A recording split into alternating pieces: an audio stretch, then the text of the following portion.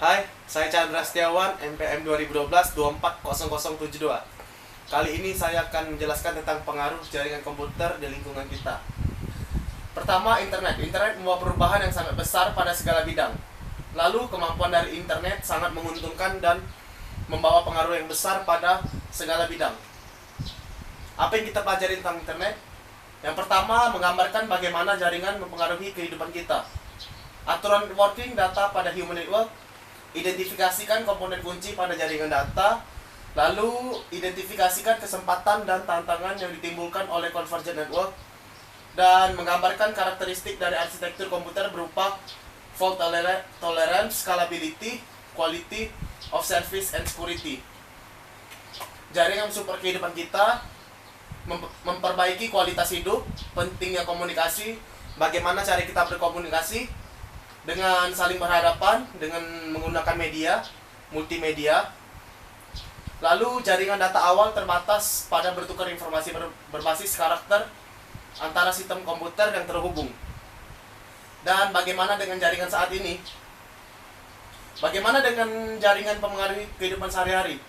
Sumber daya pada internet dapat membantu kita pada yang pertama, menentukan pakaian berdasarkan kondisi cuaca atau musim saat ini. Lalu, menemukan jalan yang tidak macet ke tujuan dalam perjalanan. Mendisplay video untuk cuaca dan lalu lintas dari webcam. Mengecek saldo tabungan dan membayar tagihan secara elektronik. Lalu, berkomunikasi lewat internet. Informasi kesehatan, resep baru untuk memasak, dan yang terakhir, sharing foto, home video, dan pengalaman. Dan juga komunikasi saat ini dengan media seperti IM, Wikis, blog, podcasting, dan collaboration tool. Berikut instant messaging. Yang pertama, real-time communication. Yang kedua, antara dua user atau lebih, lalu berbasis type text. Poin kedua, web blogs atau blogs, yaitu kreasi web page individual. Lalu podcasting liput website dari file audio yang dapat di-download. Dan wikis adalah halaman web yang mana sekelompok orang dapat mengedit dan melihat bersama-sama. Meliputi blog itu meliputi individual personal jurnal. Kalau wiki kreasi kelompok. Collaboration tool memberikan kesempatan untuk bekerja sama dengan dokumen yang digunakan bersama. Lalu tidak ada batasan lokasi atau zona waktu.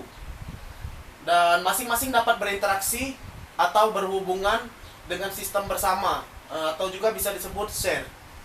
Dapat berdiskusi, share teks dan grafik, dan mengedit dokumen bersama-sama. Jaringan yang mensupport pembelajaran tradisional, yaitu textbox dan instruktur. Yang kedua, online course dapat terdiri dari voice, data, video, dan bisa kapan saja dan dari mana saja dapat diakses pelajar. Lalu blended course, kombinasi tradisional dan online course. E-learning, online distance learning. Dan contoh pembelajaran online yaitu Cisco Networking Academy Program. Lalu terdiri dari teks, grafik, animasi, dan simulasi jaringan terhadap packer tracker. Ini adalah sharing dan kolaboratif untuk membantu pelajaran. Bisa lihat di sini. Lalu online courseware dan delivery dapat menawarkan banyak keuntungan dalam lingkungan bisnis, yaitu yang pertama adalah materi training yang terkini dan akurat. Lalu peserta yang banyak atau jangkauan yang luas. Kualitas pengajar yang konsisten, mengurangi biaya. Ini adalah data network role, komponen dan challenge. Basic characteristic of communication, yaitu aturan atau kesepakatan perlu dibuat terlebih dahulu. Informasi penting mungkin perlu diulangi. Lalu berbagi cara berkomunikasi dapat mempengaruhi efektivitas mendapatkan pesan dari pihak yang lain. Membangun aturan. Aturan atau protokol harus diikuti agar berita atau informasi dapat dikirimkan dan mengerti. Lalu protokol atau aturan yang digunakan agar komunikasi terjadi dengan lancar adalah yang pertama, pengirim dan penerima. Yang kedua, kesepakatan metode komunikasi atau face to face. telepon, letter, atau fotograf. Lalu yang ketiga, bahasa dan tata bahasa, kecepatan dan timing dari pengiriman. Yang kelima, perlu atau tidaknya konfirmasi atau acknowledgement. Quality of communication, kualitas dari komunikasi dipengaruhi oleh faktor-faktor, yaitu faktor eksternal dan faktor internal. Quality of communication, faktor eksternal mempengaruhi keberhasilan komunikasi, meliputi poin pertama, kualitas jalur antara pengirim dan si penerima. Dan berapa kali pesan harus mengubah bentuk. Yang ketiga, berapa kali pesan harus diarahkan atau ditujukan.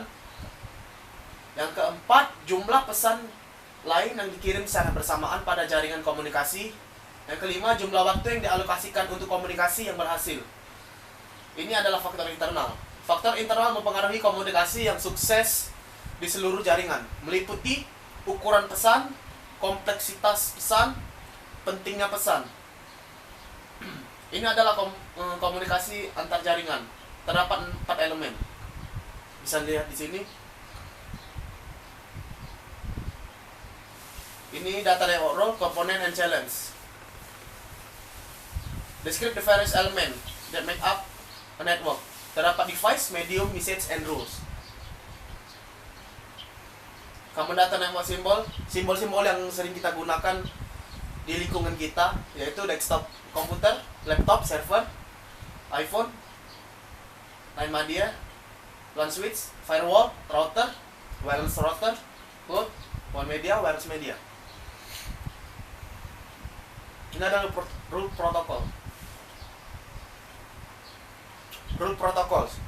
Protokol adalah aturan pada jaringan yang digunakan device jaringan untuk berkomunikasi satu dengan yang lainnya.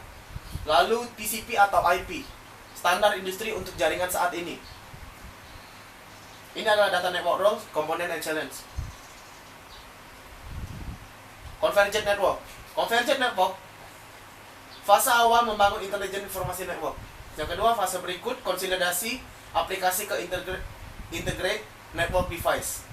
Lalu tidak hanya voice dan video ditransmisikan melewati jaringan yang sama, tetapi juga dapat melakukan telepon, switching, dan video broadcasting pada device yang sama yang melewatkan message melalui network. Lalu high quality application functionality dan reduce cost. Network arsitektur karakter arsitektur. 4 karakteristik yang ditangani dengan desain arsitektur jaringan, yaitu yang pertama, toleransi kesalahan, skalabilitas, kualitas layanan, dan keamanan. Ini adalah QoS, classification, dan assigning priorities.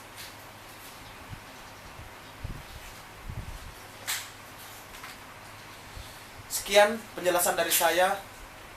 Saya ucapkan terima kasih, semoga bermanfaat.